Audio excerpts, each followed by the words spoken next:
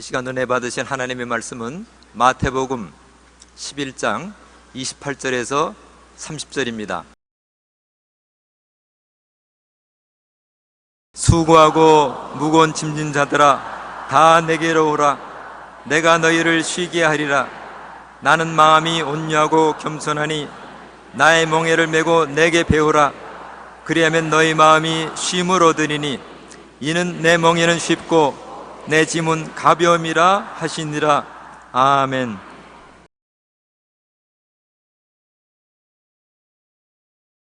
오늘 저는 여러분에게 수고하고 무거운 짐진 자들아 다 내게로 오라는 말씀으로 은혜를 나누고자 합니다. 오늘 우리는 서로 고통스러운 짐이나 책임을 짊어지지 않으려고 합니다. 한 가정에도 무거운 짐을 남편은 아내에게 맡기고 싶고 아내는 남편에게 맡기고 싶습니다. 할 수 있으면 이웃에게는 무거운 짐을 맡기더라도 우리는 안 지고 싶습니다. 왜냐하면 짐을 지면 괴롭기 때문인 것입니다. 그러나 어찌할 수 없이 인간은 태어날 때부터 짐을 지고 태어납니다. 아담과 하와의 혈통을 받은 인생은 원튼 원치 않든 태어나자마자 죄인이요, 불의한 자요, 병든 자요, 저주받은 자요, 죽음에 이르는 병에 걸린 실존적인 고통스러운 존재인 것입니다. 피할 수가 없어요. 그런데 예수님께서는 모든 사람이 다 피하는 이 무거운 짐을 다 내게로 가져오라고 말하는 것입니다. 수고하고 무거운 짐자들은 다 내게로 오라. 한두 명만 오라는 것도 아니고 부자와 훌륭한 사람은 오라는 것도 아니고 교육 많이 받은 사람이나 못 받은 사람 갈려서 말씀하지 아니하시고 다 오라. 생명색색의 무거운 짐을 지고 오라. 내가 그 짐을 맡아주겠다고 말씀하시는 것입니다.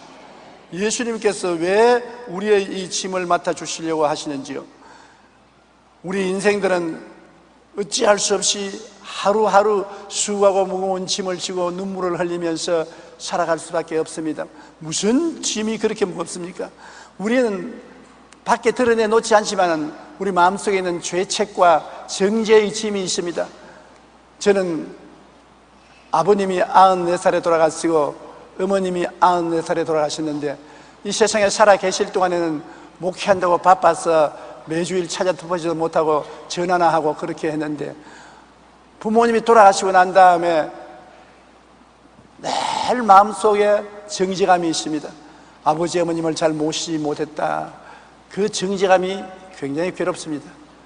모든 사람들은 이런 정죄감을 마음속에 가지고 있는 것입니다. 내가 좀 더 잘해줄 걸, 내가 좀 더 도와줄 걸. 그러나 그러지 못하는 것이 인생인 것입니다. 결과는 마음의 정죄감인 것입니다. 시편 38편 4절에 내 죄악이 내 머리에 넘쳐서 무거운 짐 같으니 내가 감당할 수 없나이다라고 말한 것입니다. 중세 가톨릭 교회의 면죄부는 16세기에 말틴 루터가 종교개혁을 일으키게 된 결정적인 계기가 되었었습니다. 면죄부는 원래 착한 일을 한 사람에게 그의 죄를 사해주는 것이었습니다. 그러다가 교회는 기도를 많이 하는 사람에게도 죄를 사해주는 면죄부를 주었었습니다. 그런데 나중에는 로마의 베드로 성당 건축하는데 돈이 부족하자 미리 면죄부를 사면 앞으로 지을 죄도 용서되고 면죄부에 이름이 적힌 사람은 누구나 천국에 갈 수 있다고 말을 했습니다. 더구나 면죄부를 사서 이미 돌아간 조상께 죄까지 사할 수 있다고 했습니다. 그러자 많은 사람들이 줄지어 면죄부를 샀고 교회는 극도로 타락해지고 마는 것입니다. 돈 주고 죄사함을 받고 돈 주고 천국에 가는 것입니다. 어떠한 사람이 술이 만취가 되어서 횡설수설하고 오기에 아니 당신 예수를 믿으면서 어떻게 이런 생활을 하니까 난 면죄부 벌써 사놓았어. 앞으로 10년 동안 살아갈 면죄부 써놨기 때문에 10년 동안에 얼마나 죄 지어도 좋아. 이게 교회가 이렇게 될 수가 있겠습니까? 그러므로 사람은 죄의 짐을 벗어보려고 온갖 수단 방법을 다 써봅니다. 할 수만 있다면 다른 사람에게 맡기고 자기가 죄에서 면하고 싶습니다. 하나님께서 아담아 너가 왜 내가 먹지 말라는 실과를 먹었느냐 하니까 하나님이 지어주신 저 여자가 먹으라고 하기 때문에 먹었다고 그랬습니다.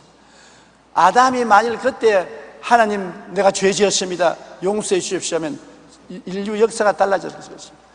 하나님이 버리려고 하면 왜 찾습니까? 아담아 내가 어디 있느냐. 하나님이 아담이 에덴 동산 나무 뒤에 숨은 거 몰라서 그렇게 했습니까? 알면서도 스스로 회개하고 나오기 위해서 아담아 어디 있느냐 그 부르셨는데 그냥 뛰어나와서 회개했으면 좋았겠는데 내가 벌거벗음으로 부끄러워 나가지 못하겠나이다. 그럼 내가 먹지 말라는 선악과를 먹었느냐? 하나님이 지어주신 저 여자가 나를 꾀므로 내가 먹었나이다. 책임은 하나님께 있고 저 여자에 있고 나에게는 없다는 겁니다. 그래서 버림받은 것입니다. 이것이 아담의 죄뿐 아니라 우리들도 그 전통을 받아서 무엇이든지 다른 사람에게 죄를 떼맡기고 나는 죄 없다, 나는 깨끗하다, 그렇게 하려고 애를 씁니다만 그대로 되지를 않습니다. 타락한 인간의 힘으로는 아무리 애를 쓰고 힘을 써도 죄책과 정죄의 짐을 벗을 수가 없습니다. 오직 죄짐을 벗을 수 있는 길은 예수님 앞에 나와서 회개하는 길밖에 없습니다. 주님이 도와주지 아니하시면 우리 힘으로 우리의 죄책을 벗어날 수가 없는 것입니다. 우리는 또 세속의 타락의 짐을 가지고 있는 것입니다. 타락해서 우리는 부패한 인간이 되었습니다. 겉으로는 깨끗한 체하고 교육을 받고 점잖하고 훌륭한 사람처럼 옷을 깨끗이 입고 있지만은 내부에는 부패한 탐욕과 욕심과 방탕의 정신이 꽉 들어차 있습니다. 모든 사람들은 여기에서 해방되기를 원합니다. 아무리 해방되기를 원해서 울고 불고 기도해도 힘으로 안 되고 능으로도 안 되는 것입니다. 이것도 무거운 짐인 것입니다. 여러분 술 주정뱅이 보고 알코올 그만 마시라 하면 안 마시겠다고 말하는 사람은 없습니다. 그래도 늘 마셔요. 도박꾼도 늘 안 한다 하면서 늘 도박해요. 방탕한 사람도 방탕 안 한다 하면서 늘 방탕해요. 자기 힘으로 못하는 건 그런 것입니다. 거기에다가 우리는 심신의 질병의 짐을 지고 있는 것입니다. 한평생 살면서 한 번도 마음이나 몸에 병들지 않은 사람은 없어요. 몸의 병도 무섭지만 마음의 병도 무서워요. 왜? 오늘날 서로 시기하고 분노하고 질투하고 탐욕과 욕심으로 말미암아 사람들의 마음의 상처를 얼마나 줍니까? 모든 사람들은 마음의 상처를 입고 피를 흘리고 사는 것입니다. 거기에다가 이름도 모를 병들이 수없이 생겨서 우리는 육체의 고통을 당하고 있는 것입니다. 생활비 중에서 치료비가 막대하게 나가고 있는 것입니다. 그뿐 아니라 생활고의 짐이 있는 것입니다. 요사이는 수많은 사람이 직장을 잃고 길거리에 허덕이게 되는 것입니다. 비정규직 직업을 가진 사람은 일시에 거지가 되어서 손 털고 나왔습니다. 자식들은 학교에 다니고 아들은 대학 입학시험 준비를 하는데 아버지와 어머니는 비정규직으로 쫓겨났습니다. 이거 어떻게 합니까? 이런 우리 생활의 비참한 문제를 빨리 국회가 해결해야 되는데 국회의원들은 무엇하냐고 낮잠만 자고 아무 일도 안 하는 것입니까? 정치적인 자기들의 목적을 달성하기 위해서 서로 밀고 땡기고 싸우고 국민들은 죽든 말든 내버려 놓는 것입니다. 무엇이 애국입니까? 국민을 살게 하는 것이 애국인 것입니다. 국회가 왜 있습니까? 국민들을 살게 하기 위해서 국회가 있는 것입니다. 비정규직을 가진 사람들이 길거리에 눈물을 흘리고 헤드맥이는데 서로 닛대 나타만 하는 것입니다. 여당 탓이다, 야당 탓이다, 정부 탓이다. 생활고의 짐이 얼마나 심합니까? 우리 국민들이 현실의 삶이 얼마나 고통스럽습니까? 아담과 하와의 자손들은 저주를 받아서 아무리 잘 살려고 노력해도 고통이 쌓이고 괴로움이 쌓이고 어려움이 쌓이는 것입니다. 이 짐을 누가 벗겨주겠습니까? 또 결국에는 죽음과 무의 짐이 있는 것입니다. 사람은 죽지 않아요. 보편적으로 죽고 싶지 않습니다. 저도 죽고 싶지 않아요. 저도 오래 살고 싶어요.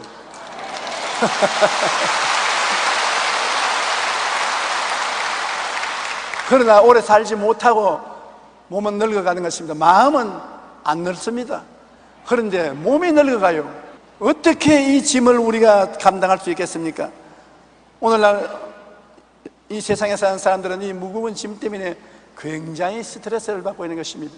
스트레스가 어디서 오느냐? 수고하고 무거운 죄짐, 부정의 짐, 질병의 짐, 가난의 짐, 죽음의 짐, 다 스트레스인 것입니다. 현대인들이 매우 보편적으로 경험하고 있는 한 가지 질병은 꼽으라 하면 스트레스일 것입니다. 스트레스는 우리의 지성을 마비시키고 감성을 혼란시키며 의지를 무력화하여 우리 삶을 무너뜨립니다.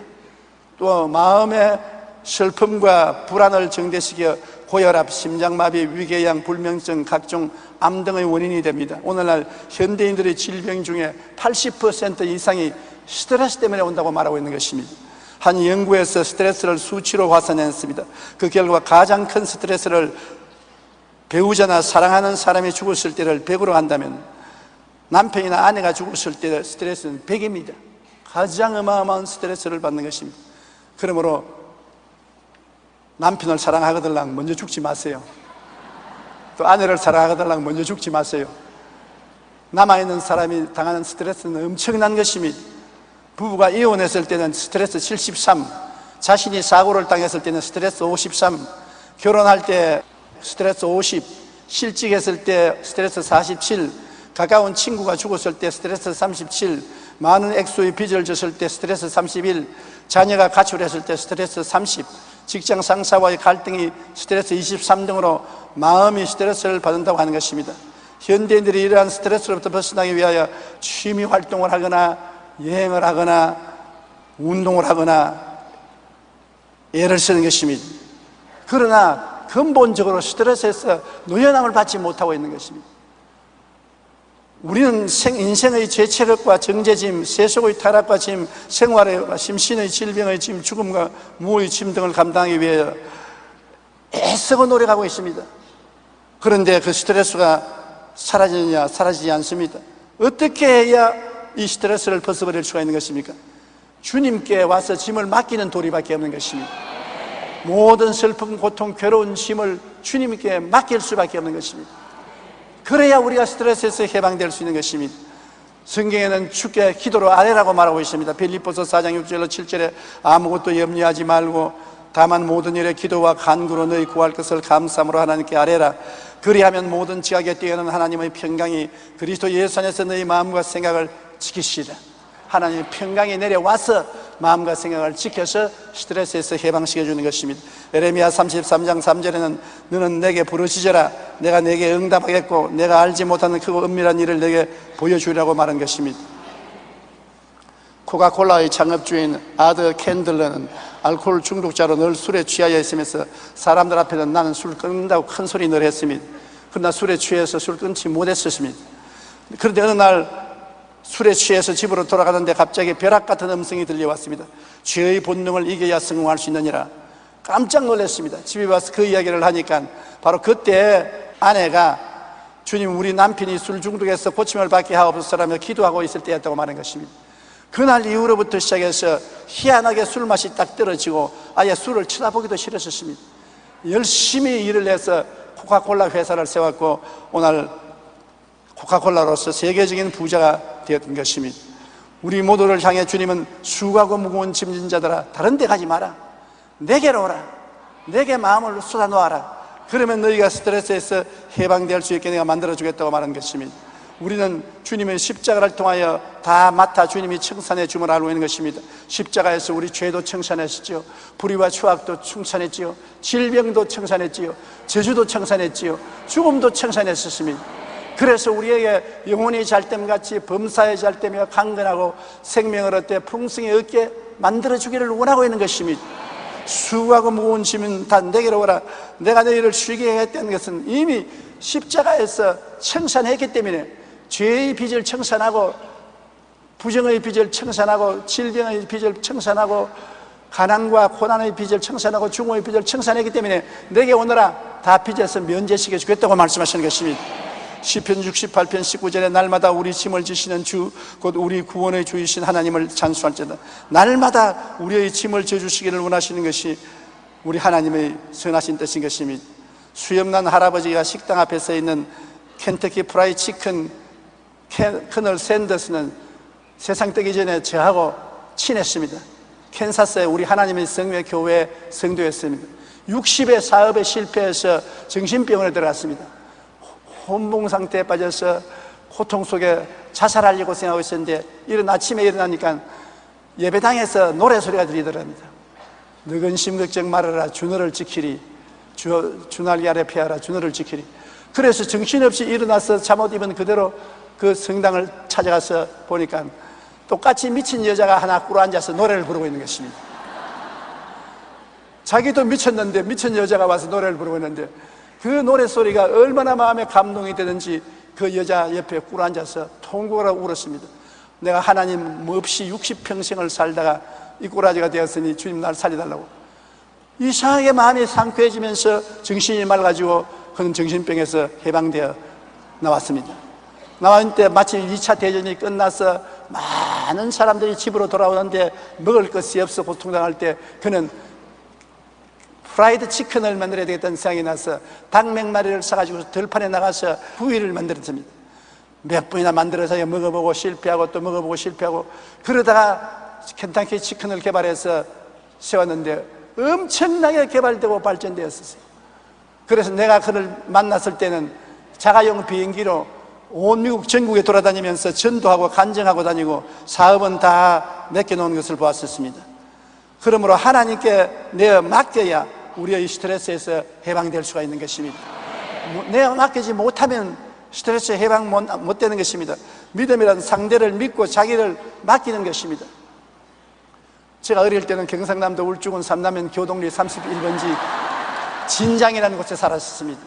그런데 제가 학교 다니는 것은 은양입니다. 진장과 은양 사이에는 시냇물이 흐르는데 요 사이에 보면 조그만 개울물 같은데 그때는 큰 강같이 보였었습니다. 그게 세멘트 콘크리트 다리가 하나밖에 없는데 비가 오면 언제나 넘쳐요. 흙탕물이 그거로 막 넘치기 때문에 학교를 마치고 난 다음 집에 돌아올 수가 없어요. 그럼 나는 항상 시내에 있는 우리 고모집에 갑니다. 고모 아버지가 굉장히 몸이 근실하고 튼튼하셨기 때문에 고모 아버지 나 집에 가야 되겠는데 날 좀 도와주소. 가지. 곧장 나오셔서 내 손을 잡고 그 물가에 오면 물이 막 지동같이 흘러가는 것입니다. 아주 겁이 나고 정신이 하나도 없습니다. 근데 날 등에 엎혀라 그래. 내 목을 꼭 잡아라. 내가 탁 업고 엎혀서 목을 꽉 잡고 있으면 그가 바지를 거저 올리고 그 다리 위를 지나가는데 내가 보니까 그 흙탕물이 무릎까지 찼어요. 세게 물이 흐르는데 그는 천천히 한 발자국 두 발자국 떼나갑니다. 만일 넘어지면 나는 박살나는 것입니다. 끝장나는 것입니다. 근데 언제나 안전하게 나를 건너다 주는 것입니다. 그 물이 건널 때까지 내가 덩어리에 얼마나 찰싹 붙었는지 말도 못하는 것입니다. 믿음이란 이처럼 상대를 믿고 의지하는 것입니다. 상대를 믿지 못하면 의지하지 못해요. 우리가 변호사로 일할 때 사건을 변호사에게 맡겨야지, 맡기지 못하면 변호사가 변호인을 할 수가 없어요. 시편 55편 20절에도 내 짐을 야훼께 맡기라. 그가 너를 붙드시고 의인의 요동함을 영원히 허락지 아니하시라. 맡겨야 주님이 책임을 지고 붙들어 주시지요. 베드로전서 5장 7절에도 너희 염려를 다 주께 맡겨라. 이는 그가 너를 돌보심이라고 말한 것입니다. 러시아의 문호 톨스토이는 어린 시절부터 신앙생활을 했습니다. 그런데 10대 시절 신앙을 버리고 자신의 생각과 마음대로 방황하다가 55세가 되었을 때 신앙을 회복한 후 신앙론에 대해서 이렇게 말했습니다. 인생의 55년을 살아오는 동안 최초의 15년간의 소년기를 제외하고는 안식을 경험하지 못했다. 안식을 알지 못하고 살아왔다. 18세 된 해에 친구와 함께 하나님을 부정하고 기독교를 떠나기로 결심했다. 나는 종교를 포기하는 것이 내 삶의 자유를 얻는 것 같았다.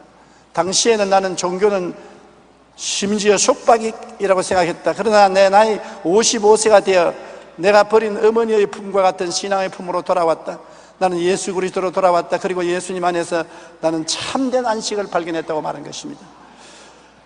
참된 안식은 예수님께 돌아오는 길밖에 없습니다. 예수님께서 십자가를 통하여 우리의 모든 수고하고 무거운 짐을 이미 다 짊어지고 가셨습니다. 그렇기 때문에 주께로 오라고 나가는 것입니다. 우리는 뛰어서 주님 품에 안겨야 되는 것입니다. 마음의 평안과 안심을 가져야 되는 것입니다. 요한복음 14장 27절에 평안을 너희에게 계시노니 곧 나의 평안을 너희에게 주노라. 내가 너희에게 주는 것은 세상에 주는 것 같지 아니하니라. 너희는 마음에 근심하지도 말고 두려워하지도 말라. 근심을 하지 말라. 두려워하지 말라. 내가 너에게 평안을 주겠다고 말하는 것입니다. 그러므로 근심이 오면 밀어내야 되는 것입니다. 불안이 오면 밀어내야 되는 것입니다. 기도로서 다 토해버리고 하나님께 마음 문을 열어놓으면 내 입을 넓게 열라 내가 채우려는 주님이 평안으로 채워주겠다는 것입니다. 마태복음 28장 20절에 볼지어다 내가 세상 끝날까지 너희와 항상 함께 있으리라. 그렇기 때문에 예수님은 공기와 같이 계심으로 우리는 눈에 안 보여도 이 자리에 계십니다. 여러분, 마르틴 루터가 종교개혁을 하지 않았습니까? 하도 반대하는 사람도 많고 원수도 많아서 견딜 수가 없어 불민증에 걸렸습니다. 그래서 하루는 아무래도 잠을 잘 수 없어서 하나님께 엎드려 기도했습니다. 하나님, 천지는 누구 겁니까? 하나님 것이지요. 기독교는 누구의 것입니까? 하나님 것이지요. 인생은 누구의 것입니까? 하나님 것이지요. 하나님의 것을 왜 내가 운전을 해야 되는 것입니까? 하나님의 것은 하나님이 운전하시고 내 것은 내가 운전할 것인데 하나님의 우주와 만물을 운전해 주시옵소서. 나는 잠이나 자겠습니다. 그러고 자고 난 다음에 신경 안정을 얻고 하나님께 온전히 맡기고 난 다음 평안을 얻어서 종교개혁을 할 수 있다고 그렇게 말한 것입니다. 인간에게는 불가능한 것이라도 하나님은 할 수가 있기 때문인 것입니다. 할 수 있거든. 무슨 말이냐? 믿는 자에게는 능치 못하심이 없다고 말했는데 우리는 자꾸 우리 인간을 생각하고 우리가 못하니 하나님도 못하는 줄 아는데 그렇지 않습니다. 우리가 못하는 것 하나님이 하시는 것입니다. 그런데 인생의 짐은 이런 실존적인 짐만 있는 것이 아닙니다. 인간관계에 굉장한 수고하고 무거운 짐이 생기는 것입니다. 이 짐은 하나님이 짊어지지 않고 우리가 짊어져야 되는 것입니다. 하나님과 우리 사이에 있는 죄나 불의, 추악, 저주, 죽음 같은 것은 십자가를 다 해가지고 해결해 주는데 나하고 남편하고 서로 살고 나하고 이웃하고 살고 직원들 직장에 같이 사는 인간관계를 하나님이 내가 다 맡아줄 테니까 걱정 말아라 그렇게 말하지 않았습니다. 우리 인간관계는 주님이 나는 마음이 온유하고 겸손히 나의 멍에를 메고 내게 배우라고 말한 것입니다. 인간관계는 예수님의 온유하고 겸손한 본을 따서 배우면 쉼을 얻는다고 말씀한 것입니다. 마음이 온유하다는 것은 마음이 따뜻하고 부드러운 사랑을 말하고 성경은 온유한 자가 땅을 차지한다고 말씀한 것입니다. 저주는 항상 우리 주위에 있습니다. 그런데 우리가 마음이 온유하고 겸손하면 모든 저주를 이기고 모든 갈등과 알력을 이기는 것입니다. 예수님은 우리에게 어느 정도 온유하라고 했느냐, 어느 정도 겸손하라고 했냐면 마태복음 5장 38절로 42절에 또 눈은 눈으로 이는 이로 갚으라 하였다는 것을 너희가 들었으나 나는 너희에게 이르노니 악한 자를 대적하지 말라. 누구든지 내 오른편 뺨을 치거든 왼편도 돌려대며 너를 고발하여 속옷을 가지고자 하는 자에게는 겉옷까지도 가지게 하며 또 누구든지 너를 억지로 오리를 가게 하거든 그 사람과 심리를 동행하고 내게 구하는 자에게 주며 내게 꾸고자 하는 자에게 거절하지 말라. 저는 오랜 세월 동안 설교하면서 이 성경 구절은 뛰어넘었습니다. 괴로우니까 나는 절대 그렇게 못해요. 오른뺨을 치면 왜 돌려야 되는 것입니까? 송사에서 속옷을 달라는데 왜 그도까지 줍니까? 그런 바보 같은 건 어디 있습니까? 억지로 오리를 가야 하는데 심리까지 왜 따라갑니까? 내가 그래서 주님이 요구해도 너무 과도한 것을 요구하셨다고 생각했는데 세월이 흐르고 나이가 먹고 인생을 살아보니까 온유하고 겸손해서 나를 양보함으로 논쟁에 안 걸리는 거고 마음의 평화를 얻는 것이 부귀 영화 공명보다 훨씬 낫다는 것입니다. 마음의 평화의 가치는 돈으로 계산할 수가 없는 것입니다. 아무리 돈이 많아도 마음에 불안하면 행복하지 않습니다. 아무리 지위가 높고 권력이 있어도 마음에 불안한 사람이 무슨 행복이 있는 것입니까? 행복이 없는 것입니다. 그러므로 우리 주님께서 말씀하시는 것은 거짓이 없는 참말인 것입니다. 마태복음 5장 5절에 온유한 자는 복이 있나니 그들이 땅을 기업으로 얻을 것이요. 그렇게 하면 다 뺏기고 거지가 될 줄 아는데 성경은 온유한 자가 땅을 차지하니 풍부한 평강으로 즐기리라. 온유한 사람이 땅을 차지한다. 우리가 세계 역사를 볼지라도 독재자들이 세계를 정복한 같으나 다 망하고 말았습니다. 온유한 나라가 결국은 잘 되고 잘 사는 것을 볼 수 있는 것입니다. 우리 주위에도 주먹 쓰고 깡패질하고 흉악한 사람이 잘 살 줄 아는데 잘 못 삽니다. 마음이 부드럽고 따뜻하고 겸손한 사람이 잘 사는 것입니다. 하나님은 온유하고 겸손한 사람의 편에 있는 것입니다.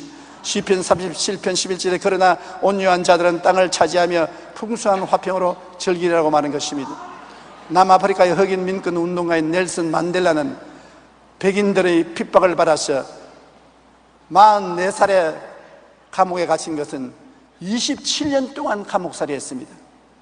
그래서 44살에 감옥에 들어간 그가 72살에 추록을 했습니다. 좋은 청춘은 감옥에서 다 버렸습니다. 그건 백인들이 흑인을 짓밟아서 그렇게 된 것이겠습니다. 얼마나 이를 갈고 통곡스러우니까 청춘을 감옥에 써놓고 72살에 세상에 나왔으니 뭘 하겠습니까?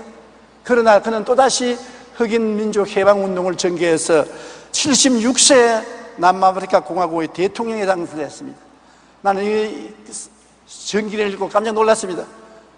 저는 2년 전에 은퇴했기 때문에 난 자꾸 은퇴한 사람이다, 나는 이제 일할 필요 없다, 모든 것이 나는 끝장났다, 그렇게 생각했는데 이제 내 나이 겨우 73살입니다.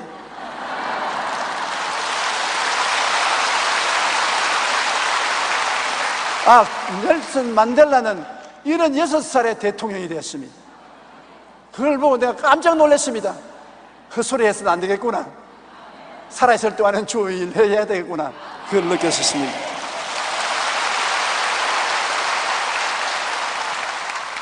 보통 사람 같았으면, 대통령이 됐으면 그 마음에 청춘을 다 빼앗아간 백인들에 대해서 어떻게 생각했겠습니까? 원한갑지요, 칼을 뽑지요. 그러나 그는 대통령이 되자마자 백인에 대한 용서와 화해를 선언하고 흑백이 함께 어울려 사는 조화된 나라가 되자고 선언했었습니다. 복수하지 않았었습니다. 그는 악을 악으로 갚지 않았었습니다. 넬슨 만델라야말로 오른뺨을 치는 자에게 왼뺨 돌려대고 속옷을 다른 데에 교도까지 주고 오래를 가야 이제 심리까지 주고 구하는 자에게 주고 달란 자에게 다 주고 산 모범적인 사람이겠습니다. 넬슨 만델라가 그렇게 할 수 있다면 우리도 그렇게 해야 되는 것입니다. 결국 그렇게 한 사람이 대통령이 되고 높은 자리에 올라가지 않았었습니까? 예수님은 악한 자를 대적하지 말라, 그렇게 말하는 것입니다. 우리 삶의 인간관계에서 온유한 마음을 가져주는 것이 성자가 되는 것입니다. 여러분, 마음이 온유한 자가 성자가 되는 것입니다. 지는 것 같으나 나중에 보면 온유한 자가 이기는 것입니다. 지금 북한이 저렇게 어마어마하게 협박하고 공갈하고 무섭게 굽니다. 그러나 나는 성경을 읽고 늘 웃습니다. 그렇게 협박하고 공갈해도 나중에 이기는 것은 온유한 우리 대한민국이 이깁니다.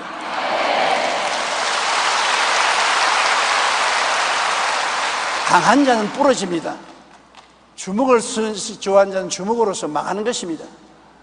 원수를 원수로 갚지 말라고 성경은 말하고 있는 것입니다. 로마서 12장 19절로 21절에 내 사랑하는 자들아 너희가 친히 원수를 갚지 말고 하나님의 진노하심에 맡기라. 기록되었을 때 원수 갚는 것이 내게 있으니 내가 갚으리라 주께서 말씀하시니라. 내 원수가 줄이거든 먹이고 목마르거든 마시게 하라. 그리함으로 내 숯불을 그 머리에 쌓아놓아라. 악에 지지 말고 선으로 악을 이기라. 원수가 배가 고프다 하는데 먹여주라. 원수가 목이 마르다거든 물을 마셔주라. 악을 선으로서 악을 이겨라. 그 머리에 숯불을 쌓아놓아라. 머리에 숯불을 이고 있으면 머리가 타내려오지 않습니까? 그 숯불은 뭡니까? 감동의 숯불을 머리에 얹어주는 것입니다. 원수가 우리에게 와도 우리가 선을 베품으로 그 마음이 감동이 되어서 아예 숯불을 머리에 인 것처럼 타내려가지 않을 수 없게 만들어주라는 것입니다. 나는 이 사실을 1862년에 간행한 빅토르 유고의 레미제라블이라는 소설책에서 발견하고 굉장히 감동을 입었습니다. 이 소설의 주인공 청년 장발장은 빵 한 조각을 훔친 죄로 19년 감옥살이를 했습니다. 그가 19년 감옥살이를 하고 나왔는데 아무도 재워주는 사람이 없어요. 아무 여관에 가도 방을 내주지 않고 어느 누구도 장발장을 다 피했습니다. 그래서 성당에 들어갔는데 신부가 반갑게 맞이해주면서 객실에 넣어주어서 잠재워주면 밥도 주고 물도 주었었습니다. 그리고 쟁반에 촛대를 얹은 촛대를 갖다가 불을 켜주었었습니다. 그리고 잘 자고 내일 아침에 일어나라 그랬습니다. 이 사람이 촛대를 보니까 욕심이 생겼거든요. 그래서 아침에 일찍 일어나서 촛대만 두고서 깔아놓은 쟁반은 자기 짐 속에 넣어가지고서 신부에게 인사도 안 하고 달아났습니다. 길거리에 걸어가다가 경찰에 불심 신문을 받아보니 경찰관이 그 짐을 지니까 은촉대 은쟁반이 나오거든요. 보통 은쟁반은 보통 집에 없습니다. 그래서 성당에서 가진 걸 알고 성당으로 끌고 왔습니다. 이제 이 사람은 감옥에 들어가면 종신토록 감옥에 있어야 되는 것입니다. 그런데 신부가 반기면서 뛰어나와서 하는 말이, 아니 내가 갈 때 촉대도 가져가라고 했는데 왜 촉대는 안 가져가고 쟁반만 가져냐? 어리벙벙했습니다. 경찰관도 어리벙벙. 아니 무슨 말이요? 내가 어제 저녁에 이 사람에게 당부하기를 직업도 없고 갈 때 올 때 없으니까 내가 아침 자고 갈 때 은쟁반에 은촉대를 가져가면 돈 좀 될 테니까 은쟁반에 은촉대를 가져가려 했는데 아침에 내가 그 방에 와보니까 은쟁반만 가져가고 촉대는 안 가져가더라. 빨리 뛰어들어가더니 촉대를 뜨고 자 이것도 가져가라. 경찰관이 머쓱해서 그냥 놔주고 가버렸어요. 그러니까 이 잔발장이 이 신부 앞에 무릎을 꿇어 엎드렸습니다. 그 머리에 숯불을 얹어 놓았었습니다. 눈물을 줄줄 흘리면서 통곡을 하고 나는 이 세상에 몰인정과 무시만 당해왔는데 이런 용서와 사랑을 내 평생에 당해본 적이 없으니 나는 이 길을 청산하겠다. 완전히 변화되었었습니다. 그래서 그는 열심히 일을 해서 큰 부자가 되고 나중에는 그 도시의 시장까지 됐다는 이야기가 있는 것입니다. 이 잔발자는 만일 신부가 촉대를 가져갔다고 잡아서 그 족쳤더라면 영원히 흉악한 사람이 되고 말았을 것입니다. 사랑이 사람의 마음을 변화시키지 율법이 사람의 마음을 변화시키지 않습니다. 율법은 사람으로 하여금 변명하게 하고 원수를 갚게 만들어주는 것입니다. 사랑은 무장해제를 시키는 힘이 있는 것입니다. 그러므로 온유하고 겸손하다는 것은 온유한 것은 따뜻한 마음과 부드러운 마음입니다. 사랑입니다. 온유한 마음을 가지면 원수를 변화시킬 수 있는 것입니다. 그리고 겸손한 마음을 가져라는 것입니다. 겸손한 마음은 자기를 낮추고 이웃을 존경하는 마음, 섬기는 마음입니다. 남을 나보다 낮게 여기고 남을 섬기는 마음이 겸손한 마음인 것입니다. 빌립보서 2장 3절에 아무 일이라든지 다툼이나 허영으로 하지 말고 오직 겸손한 마음으로 각각 자기보다 남을 낮게 여기라는 것입니다. 오늘날 세상엔 전부 내 잘났다고 선전하는 것입니다. 자기 선전하는 시대인데 나보다 남을 높여주고 내가 남 섬겨주는 것이 하나님께서 우리에게 평안을 얻는 길이라고 말하고 있는 것입니다. 마태복음 23장 12절에 누구든지 자기를 높이는 자는 낮아지고 누구든지 자기를 낮추는 자는 높아지리라고 말씀하고 있는 것입니다. 헨리 나우에는 미국의 유명한 하버드 대학 교수였습니다. 근데 어느 날 그는 교수직을 버리고 장애인 사역을 나가기로 결심을 하고 교수직을 버리니까 사람들이 아연실색을 했습니다. 당신같이 훌륭한 교수가 교수직을 버리고 장애인 도우미로 나가다니 그런 일이 있을 수가 있느냐. 헨리 나우에는 이렇게 대답했습니다. 내가 높은 자리에 있을 때는 사람의 칭송을 늘 받고 사람의 높임을 받아서 예수님 만나기가 힘들었습니다. 그러나 내가 높은 자리를 떠나서 장애인들 도우미가 되고 낮은 자리에 오니까 예수님이 바로 나와 같이 계십니다. 난 예수님과 함께 살기 위해서 다시 하버드 대학으로 돌아가지 않는다고 그렇게 말하는 것입니다. 섬기는 삶, 그것이 바로 예수님께서 사셨던 겸손한 삶인 것입니다. 한 번은 예수님께서 대야에 물을 떠서 허리에 다우를 질겨 묶고 제자들을 전부 줄 세워서 앞에 앉히고 제자들이 발을 씻었습니다. 그 당시에는 샌들을 신고 다니기 때문에 발이 더러웠습니다. 손님 집에 가면 제일 먼저 종이 와서 발부터 먼저 씻겨준 것입니다. 그러므로 발을 씻기는 일은 종이 하는 일인 것입니다. 그런데 예수님이 직접 제자들의 발을 씻깁니다. 제자들이 얼굴을 돌려서 홍당무가 되었습니다. 베드로 차례가 오니까 베드로가 주님 절대 내 발을 못 씻깁니다. 예수님께서 내가 너 발을 못 씻기면 너는 나와 상관이 없다. 그럼 머리도 씻겨 주십시오.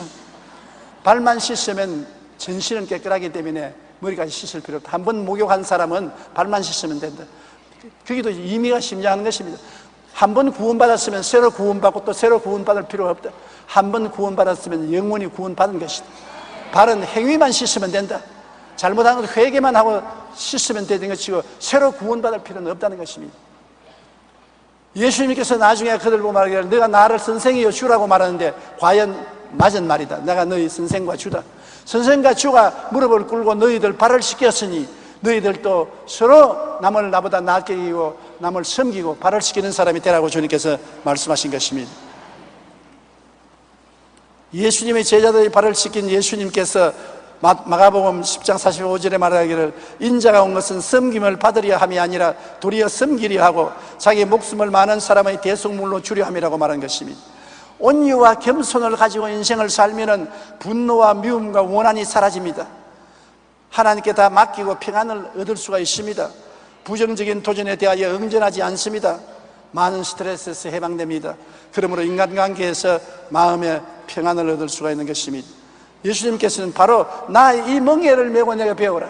내가 온유하고 겸손하게 인생을 사는 것처럼 이건 너희가 인생을 살아가는 멍에다. 멍에란 뭡니까? 짐을 짊은 도구인 것입니다. 짐승들이 멍에 없이 짐을 지면 가죽이 벗겨지는 것입니다. 멍에는 인생을 살아가면서 앉을 수가 없는 것입니다. 그러나 나의 멍에를 지고 내게 배우면 무겁지 않고 휴식을 가진다는 것입니다. 에베소 4장 2절로 3절에 모든 겸손과 온유로 하고 오래 참음으로 사랑 가운데 서로 용납하고 평안에 맺는 줄로 성령이 하나 되게 되는 것을 힘써 지키라는 말했습니다. 모든 겸손과 온유로 하라. 겸손하고 온유한 멍에를 걸머지면 마음에 미움이 사라지고 분노가 사라진 것입니다. 온유와 겸손의 멍에를 치고 나가면 다 하나님께 맡기고 자기는 마음에 평안할 수 있습니다. 온유와 겸손의 멍에를 목에 메고 가면 부정적인 도전에 대해서 응답하지 않습니다. 남이 온갖 흉을 보고 욕을 해도 대꾸하지 않습니다. 그리고 온유와 겸손을 멍에를 걸머쥐고 나가면 스트레스를 받지 않습니다. 스트레스가 사라지는 것입니다. 나가 잘났다고 하고 나를 주장할 때 스트레스가 생기지 나를 버린 사람에게 스트레스가 생기지 않습니다. 우리는 예수님께 나아가 내 개인이 하나님 앞에서 짊어진 짐도 맡기고 나의 사회에서 인간관계로 오는 짐은 온유와 겸손의 멍에를 짊어지고 예수님을 뒤따라 배워야 되는 것입니다. 예수님을 본받아야 되는 것입니다. 남편은 아내에게 대해서 온유하고 겸손하고 아내도 남편에게 대해서 온유하고 겸손하면 그게 무슨 알력이 생기겠으면 스트레스가 생기겠습니까? 우리가 다 서로 자기 잘났다고 말하고 무정하고 몰인정하고 폭력을 사용하고 그렇게 하니까 투쟁이 있고 분노가 있고 고통이 있고 괴로움이 있지요. 예수님의 멍에를 메고 예수님께 배우면 인간관계에서 평안을 얻습니다. 실존적인 무거운 짐은 십자가에서 다 해결되었고 인간관계의 무거운 짐은 온유와 겸손의 멍에를 메고 살면은 마음의 짐이 점점 사라지고 평안하게 살 수 있다는 것입니다. 우리는 주님의 가르침을 받아서 예수님 믿고 죄짐을 벗어버리고 세속짐을 벗어버리고 병의 짐도 벗어버리고 저주의 짐도 벗어버리고 죽음의 짐도 벗어버리고 평안을 얻으십시다. 또 예수님을 따라서 온유와 겸손의 멍에를 걸머쥐고 어느 곳에 하든지 온유하고 겸손해야지, 온유하고 겸손해야지. 그렇게 하면은 마음의 평안을 얻을 수가 있습니다. 며칠 전에 우리 교회 교역자가 수술을 해서 병원에 입원해 있는데 내가 신방을 갔습니다. 근데 면회 시간이 정해 있어서 들어갈 수 없는데 어떻게 해서 인도가 돼서 들어가려고 하는데 문이 쫙 열리는데 그 안에 있는 조그마한 내 손주뿔 되는 소녀가 뛰어서 나를 확 밀어저겨 버려요. 나가라고. 그러니 손주뿔 되는 애가 눈을 확 부릅뜨고 나보고서 나가라고 해서 밀려 나왔습니다. 마음에 얼마나 분노가 올라오는지 요만 한 주먹에 없애버리기가 싶은 생각이 났습니다. 그런데 이 하나님 말씀이 내 마음을 잡았어요. 온유하고 겸손해라. 네가 여기 책임자가 아닌데 쟤는 책임자니까 자기 책임을 다하는 것이다. 온유하고 겸손해라. 내가 그 자리에 서서 회개를 했습니다. 하나님 아버지, 내가 온유하고 겸손하지 못하고 분노를 낸 죄를 용서해 주십시오. 온유하고 겸손의 짐을 맵니다. 그러니 마음에 미운 생각이 싹 사라지고 분노도 없어지고 스트레스도 사라지고 마음이 평안해졌어요. 그 다음에 내가 시간이 되어서 문이 열려 들어갈 때 그 어린 소녀 앞에 내가 허리를 굽혀 인사했습니다. 고맙다고. 사람이 화를 내서 순간적으로 분노를 가지고 있습니다. 분노를 내면은 심장병 걸리고 분노를 참으면은 암이 걸립니다. 분노를 식혀버리면 아무것도 안 걸려요. 온유와 겸손은 분노를 식혀버리는 것입니다. 스트레스를 틀어버리는 것입니다. 알력을 없애버리는 것입니다. 예수님을 따라가는 삶이 가장 행복한 삶을 산다는 것을 알게 되시기를 주의 이름으로 축원합니다. 우리 고개 숙여 기도드리겠습니다. 살아계신 아버지 하나님, 우리 주 예수께서 수고하고 무거운 짐진 자들은 다 내게로 오라, 내가 너희를 쉬게 하겠다고 말씀하셨는데, 우리가 주님 십자가를 바라보고 우리의 짐을 십자가에 맡기고 인간관계는 온유하고 겸손함으로써 멍에를 걸머짐으로 평안하게 이 세상을 살아갈 수 있도록 도와주시옵소서.